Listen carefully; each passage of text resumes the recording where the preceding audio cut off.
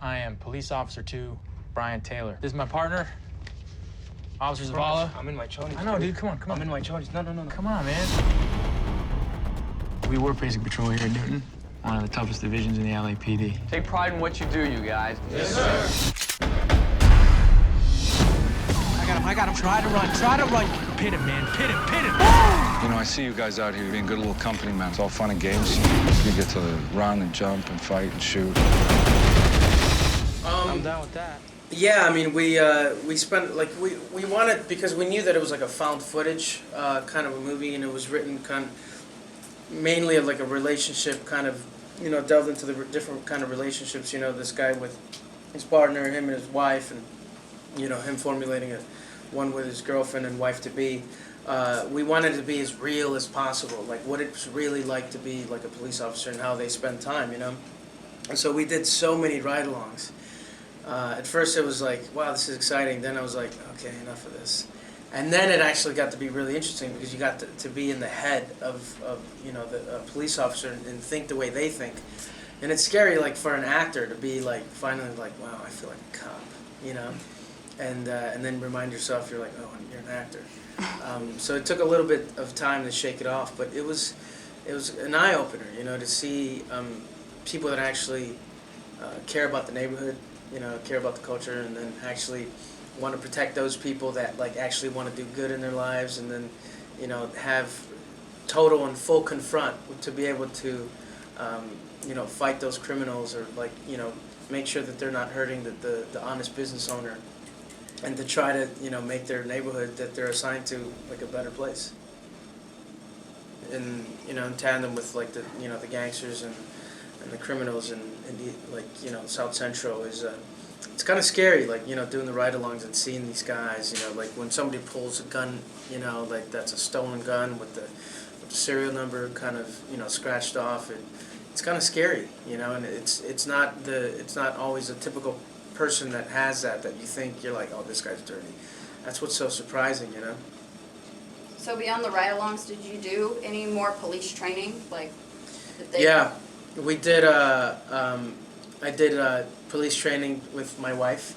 It was interesting because it's like, it's how do you, like, I guess your relationship changes also, like, depending on the you know, your whatever you do in life, you know, like sometimes you're gone a lot, you know, like, and you know, with a cop, you know, you got to make sure that your wife is okay and that you're, you know, offer the same kind of support, but at the same time you try to throw away everything that happened during the day. And I asked those guys a lot of questions, you know, about, you know, how it is, you know, and try to really get into the psyche. I mean, because I think this is what this movie's mainly about, you know.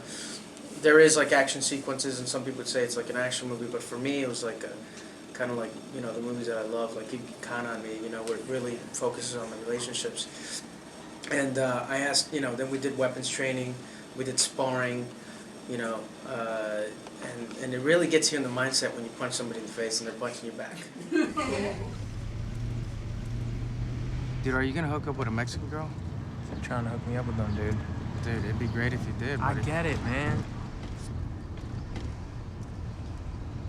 Sweet brown sugar. You should marry one of my cousins. If they're anything like you, I wouldn't be able to stand an hour with them. Waking up in the morning, they'd be like, Hey, can I tell you a story? I know. Here's a story about this, and a story about that, and a story about this, a story about that. But dude, all you Wanna gotta hear do is this this. and All you hear gotta do about is yeah, yeah. You want to come to my cousin's quinceañera, my daughter's quinceañera, my brother's quinceañera, Yeah. my sister's quinceañera? There's always something happening though, bro. It's better than like, hey, do you know the new kind of flavored coffee I have? Do you like really? this kind of coffee? The up, man. baristas are excellent. you like coffee, dude. Don't give me that. I like good Starbucks coffee. Whatever, I'll let you lay into me. Lay into me, dude. Fine. 13 X-ray, 13 missing juvenile, 2717. It's kind of scary when you live a life that you don't know when your partner's going to actually come back home or not, you know? And I think that's really hard for a cop's wife. It's kind of, you know, these men put themselves on the line all the time just to protect our city and protect, you know, our fellow, you know, citizens and stuff. And I think that's probably one of the hardest parts. And also, after watching the movie, you know, you're reading it, stuff like that, but the visuals this movie has, I mean, after I saw it, I was emotional too. It's funny, like I read the script a couple times, you know, and I knew the movies. I was there for some shootings, and it really something struck inside of me when I saw some of the scenes that I wasn't a part of, but that they went through, and that was kind of shocking. And the fact of knowing that half these stories are like pretty much true. They come from, you know, real cops, and these are real true stories.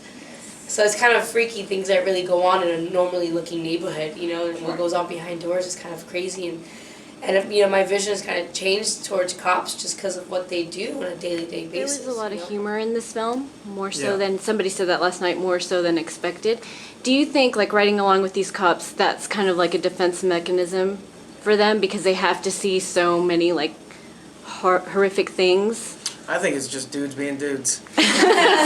You know, seriously, I think, you know, I don't think they think about it that much. I'm like, if you think about it, you're constantly like your head on a swivel, you know, you're looking for danger, but at the same time, you're with somebody, and sometimes it can be boring, you know what I mean? And there's like, you kind of want it to be boring, in all honesty. You kind of want it to be nice and quiet in the streets, and you want it to know that your presence is being, you know, that people are aware of your presence. But, you know, what are you going to do? They work for like 12 hours or something. You know, they work for a long, long time. So when when we're doing movies, we like joke around all the time. And that's the one thing that me and Jake were surprised at as well. Like the real cops actually joke around a lot. You know, so we're like, yeah, we should definitely do it in this movie. You know, like, you know, when I initially read it, I was like, I didn't see that much humor, but it was like, if you kind of attack it like two brothers going at it, I think there would be a lot of humor, and there would be a lot of room for humor. And also just looking at the movie as a whole, it would be kind of cool to have like action, funny, without it being like an action comedy, but like humor, I guess you could say, and then touching, and then, you know, some good family time, and just make it a well-rounded picture. Yeah, your little badge bunnies. I get laid without a badge, thank you very much. Because you were in the Marines. Don't ask, don't tell. There's a pattern, an MO here. First date is dinner and a respectful kiss. Second date is dinner, full carnal knowledge. And then third date's dinner and uncomfortable silences when I try and discuss anything of merit. Then it's 2 or 3 booty calls and it's on. But we wanted to make it, because of the found footage, we wanted to make it as real as possible and make it look like improv, which is harder than it looks, you know what I mean? Like, it seems really easy, but that's when you really gotta, this is like actory, but like when you have to really understand like the subtleties of like your motivation and objective that you want in the scenes, and like why is this scene in the movie, and it's a lot of work, and sometimes we rehearsed something like 100 times. There was one scene that we literally rehearsed 100 times because we just couldn't get it, and finally we're like, oh, I found something, oh, we found something, boom, and then it was ready to be shot. David Ayer is more, I think he's a flexible director, just the fact he's an actor's director, and by that meaning, you know, he gives you a lot of freedom. Like Michael said, you know, you do your takes and you do your stuff, but then he'll give you freedom to kind of make it your own. You know, improv is basically all of it's just kind of out there, you know, just kind of throw things out. Like Will Ferrera does a lot, you know, and Jim Carrey, that's like a lot more where they just go and go and go. This was more, you know, watching the guys doing it, and you know, that my fun little sex scene, you know, that's mostly all written. You know, but then he'll tell you like, oh, you know, you add like little things here and there, and you do certain stuff, like you add certain words, or, you know, maybe if it's written one way, you just kind of change the past tense, or you kind of change something to make it yours. That's the kind of freedom, you know, you kind of have. And I don't know if you want to add something. Well, yeah, I mean, like, he wrote the scenes, you know what I mean, like, expertly, and he's a great writer. I think he really is. When I always chase the writing first, you know, like, when I first read Crash, I'm like, oh, please, I want to do this movie, you know, and, you know, different stories like that, and this was one where I'm like, oh, I really want to do this movie. And what's interesting with him is that he literally painted the entire scenario. His writing is so strong that when you read it, you're like, oh, I know exactly what you're looking at. Yeah, so when like we talk about the scenes, and a lot of times he would plug in his ideas about it, and those are usually the things that we try to improvise. And you know, he had no pressure, because it's like, if it wasn't good, he could always cut it. Reload. Partner! Dude! Partner! Bro, you all good? Yeah. Some big evil in the army. We can't hold them off. We gotta lay on our base of fire and pivot. What the f does that mean, dude? We're shooting our way out of here, bro. Can these fools get out? Yeah, we got these mother. on me, you ain't going nowhere. Z, look at me, all right? Look at me. Okay. On 3, dude, you're gonna empty your mag and run. Okay. You ready? Okay. 1, 2, 3.